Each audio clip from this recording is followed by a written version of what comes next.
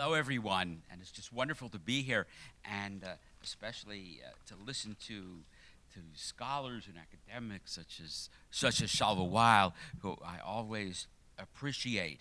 And basically, my part of the program is to introduce two videos, but I want to raise some questions and some thoughts before that. One is, what makes a person a Jew? Well, we have the halakhic definition, but putting that aside just for the purpose of discussion, I think there are two elements. One is religion, belief, religious practice, so forth. The other is a common historical experience. And for the world Jewish communities, there are many common historical experiences. The experience of the Inquisition, the experience of the Holocaust, of Zionism, and the birth of the State of Israel, and also good things as well. That's one part of it. That's common experience. So we have religious belief and practice and common experiences. Now, what if there's a group of people who has only one part of the equation? For example, in the Western world and in Israel, there are many Jews who are secular Jews who do not practice or believe in the classical tenets of Judaism. And they are, of course, considered Jews. And many of them, for example, the founders of the State of Israel were often in that category, as are probably the majority of Jews in the Western world. And so then there's the religious element. So the religious element is also very important, the practice of Judaism. So what do we do with the situation of people being on one side of it? For example, I've found that the Jews of Africa are very much on the religious side of the equation, but they don't share the same experiences, the experiences of persecution, the Holocaust, and all of the other experiences of the Jewish people.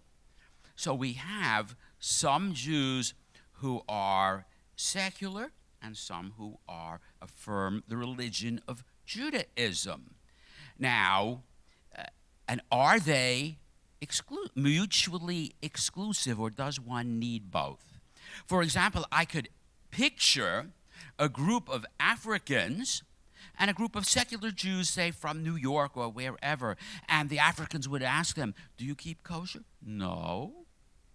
Do you keep the Shabbat? No. Do you keep other rituals and practices of Judaism? Well, not exactly. And the Africans would say to them, well, you're not a Jew. We're Jews, but you're not. And also we have, again, the other side of it, where Jews will say, well, you haven't had the same national experiences that we have, and therefore you're not really part of us. So what happens with this division? So I think there's something for us to think about. And just want to raise one other issue for us to think about in the long term.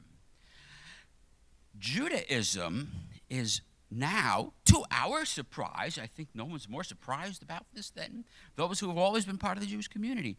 Judaism is a growing and attractive faith around the world. Even in the United States, I have friends and colleagues who are rabbis in various communities of Middle America, and they'll tell me that there are people who aren't Jews who travel hours to come to Shabbat services. And they ceased being Christians, but they're not anything else in particular at this point. But again, they're attracted to Judaism, as are people all over the world. So this interest in Judaism in Africa and in Asia and other parts of the world, the resurgence of interest in Latin America, is part of a larger phenomenon. But let's say this phenomenon would be successful, and the new communities would become the majority of the Jewish people. Well, you have to ask yourself how that would affect things, how that would change our perceptions or attitudes. Or is that something we even desire? Would we, those who have been Jews of long standing, would we feel comfortable with that? Well, I personally believe that that can happen, and that Judaism is once again becoming a global religion in the way it hasn't been since Second Temple times, when it was, and it was eventually replaced by Christianity in a certain way. I also see in these developments the reemergence of the conflict between Judaism and Christianity. Because why, especially in Africa and other places as well, not in America as well, why do people interested in Judaism? Because they're not happy with Christianity. Somehow it doesn't do what they want religion to do for them. And so again, people, when I talk to people in Africa, they'll say, well, we like this and this and this better about Judaism than we did about Christianity. So therefore, we come to believe that Judaism is the true religion, and with their people around the world are not like Americans who say, you're right, and you're right, and you're right too. There's not that belief in the multiplicity of truth. So they say, well, we've come to the conclusion Judaism is the true religion, Christianity the false religion. So again, that whole thing could be reignited. So where it will go, I certainly can't tell you. But I do believe that these are events and debates and issues that we will have to face in the future. And I think we will.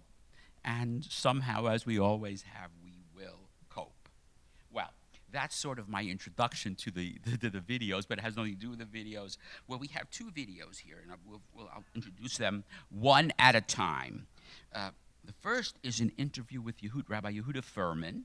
Well, he's not officially Rabbi Yehuda Furman of Abidjan, Côte d'Ivoire, who hosted the wonderful conference we had there just before it ended the first evening of Hanukkah, where there were representatives of 9 different African countries and an organization called the Sub-Saharan Jewish Alliance was founded.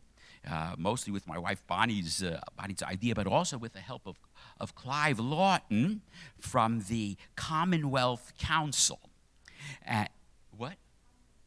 Commonwealth Jewish Council, but he's also part of the wider Commonwealth Council. And so these communities are beginning to come together. And the host of it was Yehuda Furman. Yehuda Furman, again, has a very interesting background.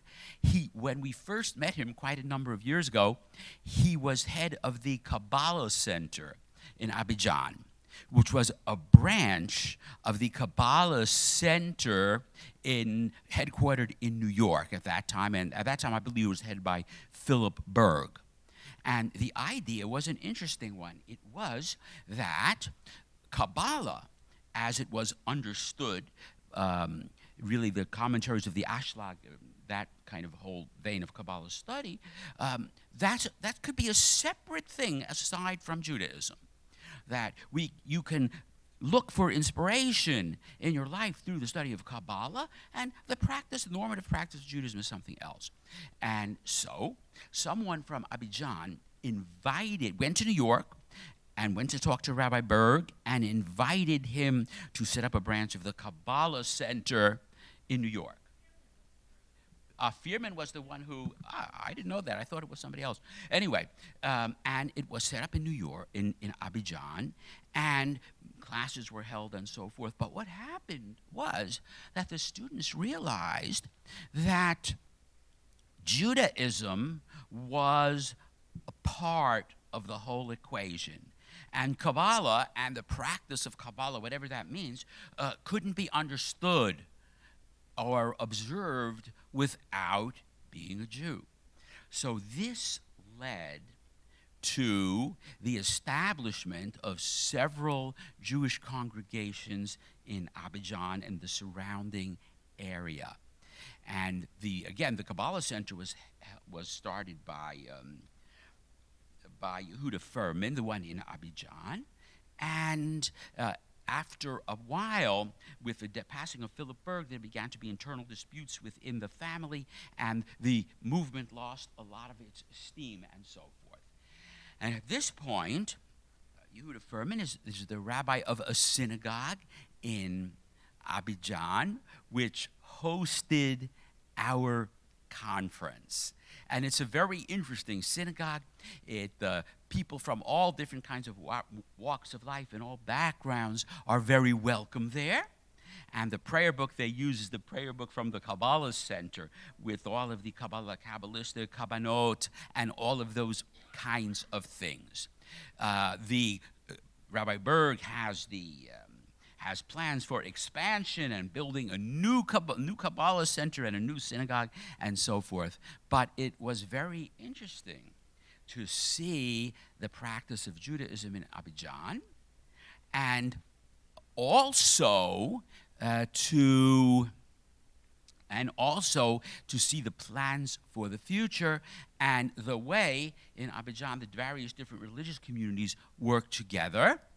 And what I found interesting in Abidjan also was meeting some of the Messianics, who are not Jews, but yet they practice a lot of Jewish rituals, to my surprise, including kashrut and taharat hamishpacha and so forth.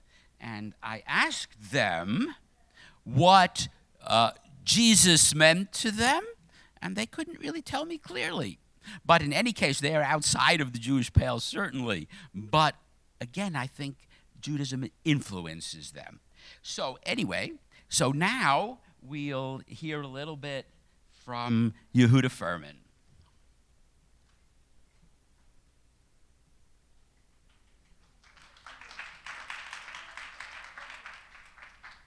Shalom Aleichem, I'm Yehuda Awa, the Rosh of the synagogue. It's really too quiet, we can't hear it.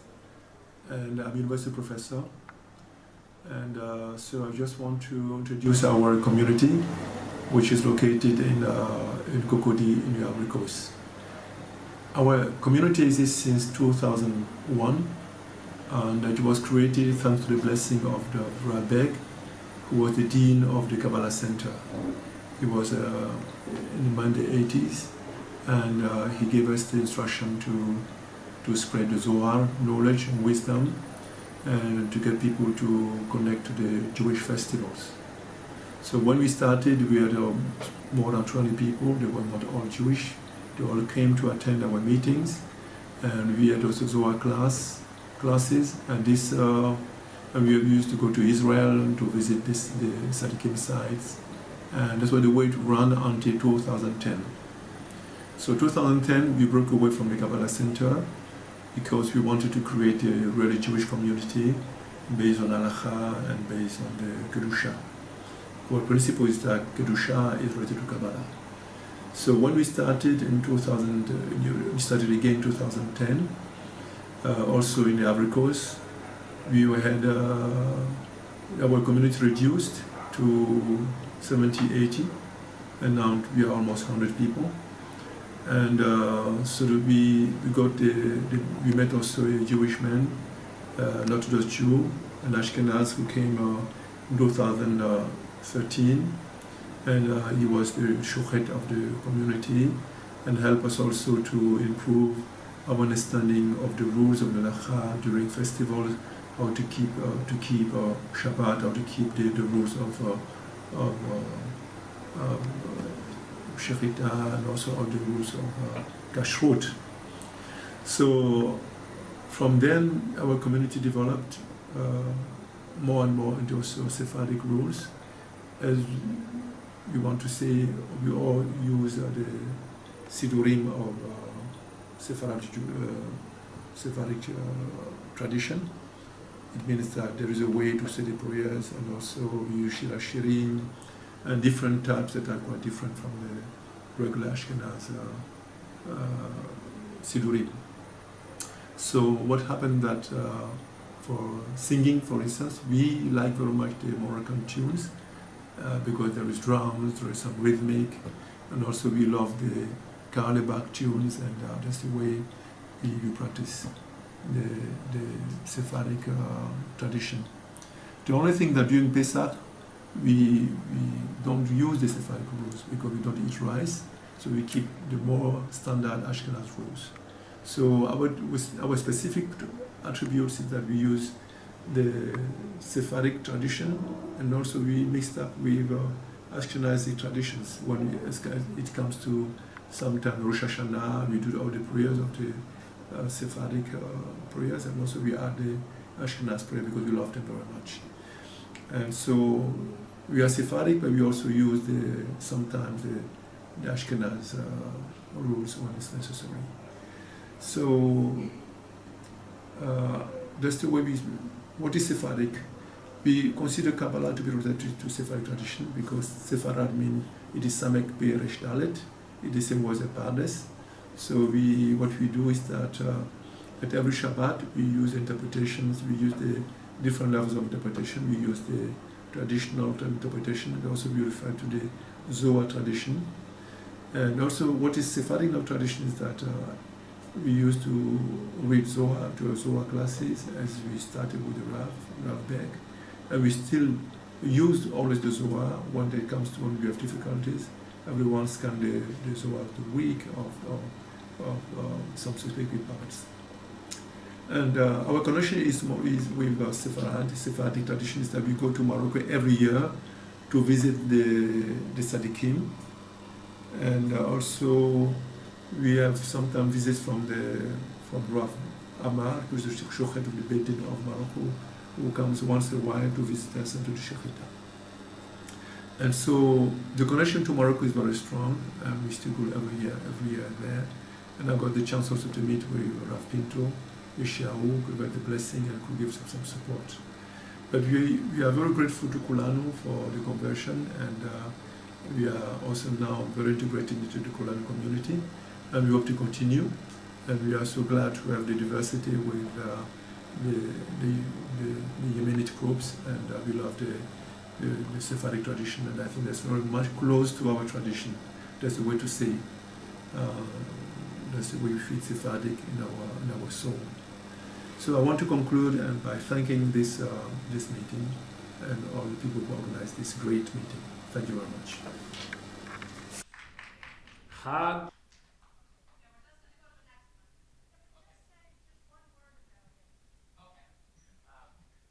Just very briefly, and there's Yehuda Kohalani from Tanzania, from Arusha, and the Jewish community of Arusha is composed primarily of people from Yemen, and people whose ancestors came from Yemen maybe 2 generations ago, or even less, so that they practice the Yemenite tradition, that of what they call Biladi, which means the non-Kabbalistic version of the Yemenite tradition, in comparison with the other group called Shami, which means Syrian or Western, which is very Kabbalistically influenced.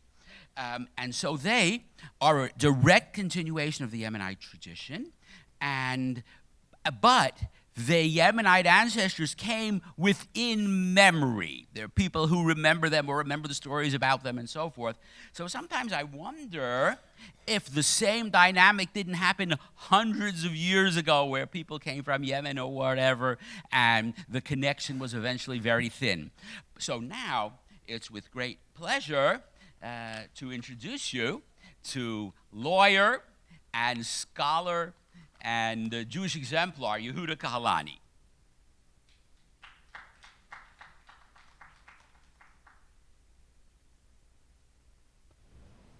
Chag Purim Samechak. My names are Yehuda Kohalani Amir Al-Mirari from Arusha, from the Baladi, the Ardein, Arusha. Our ancestors originally came from Teiman, particularly the Haban region, south of Yemen, Taiz, and some came from Aden. Yemenites traditionally are travelers for business reason, and so most of them traveled all the way to Zanzibar, some to Somalia, some to Djibouti, some to Eritrea, and some as far as kuchin. And for such of all kind of business, gold, shofar, and so on. Our ancestors crossed from Zanzibar to Tanga through Pangani and made all the way to Arusha, Moshi, and other areas of the mainland Tanzania for mainly business reason. After African independence, most of them disappeared, went into different countries, but there are still a lot of Anusim from Persia, particularly from Shiraz, and from others Guba regions, particularly Oman, Yemen, some from Morocco. Our Nusak is Nusak Baladi. This is our Teklal. This Teklal is according to the developments of Yosef Saadia. And we love its punctuation and we daily use it. But also the Shami use the Hadot Hamastarabun, Hamisrahim, which is based on Surya.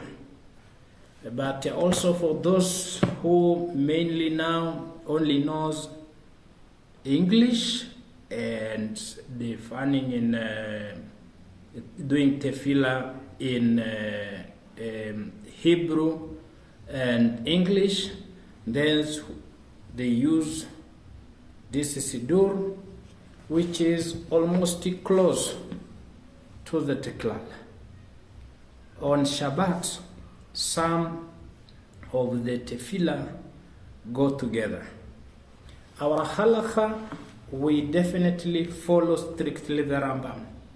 The Mishnah Torah is binding to us, and we follow every bit of it, while also at the same time we study Harav Karo, Shulchan Aruch, but it's not that much binding.